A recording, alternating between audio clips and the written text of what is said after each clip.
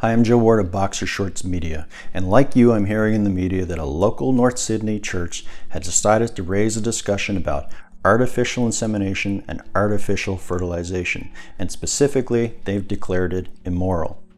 If there's any judgment to be made about families that have to use these methods in order to overcome infertility or other barriers to them starting a family, it's that the expectation is that they're going to be wonderful families. The expectation is that they're going to do their best to raise the child properly. If it's immoral to use artificial insemination or artificial fertilization, and they got the short straw, does that mean that because the church has declared it immoral, they're just not allowed to have a family, even though science has found ways to overcome these barriers? I don't think so. Maybe what clergy like this need to do is go arrange an appointment to meet with supervisors at the Department of Community Services Child Welfare, or to meet with some of the 600 foster homes that are overloaded with children in this province right now.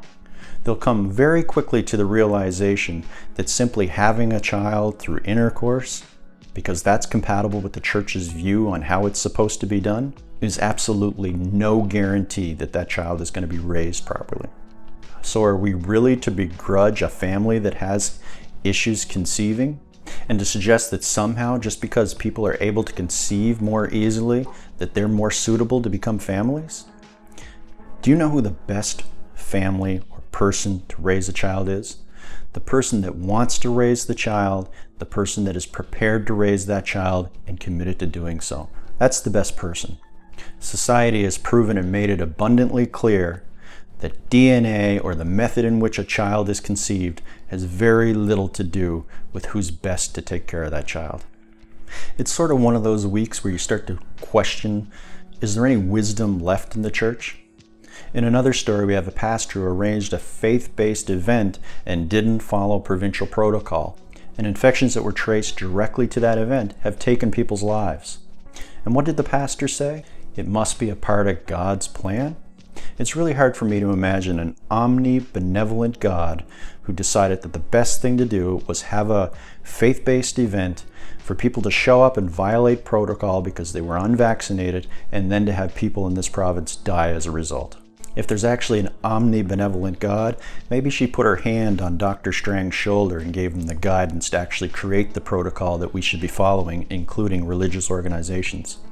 I also read a recent article about the impending vaccine mandate that will be imposed by the CBRM for the few remaining employees who have not been vaccinated. One of the exceptions noted in the story was religious-based. After all we're hearing from these churches about denying families the right to conceive in a way that is compatible with them, or suggesting that the loss of life through their unwillingness to follow protocol is just God's will, what I suggest is that our vaccine mandate should be rolled out in the CBRM and should not make exceptions for anyone on a religious basis. So if there's an employee who's reluctant to get a vaccine for whatever reason and is facing the decision of losing their job, I think that should be equally applicable to the person that has a religious-based objection. Now, I realize this is a controversial topic, so tell me what you think in the comments.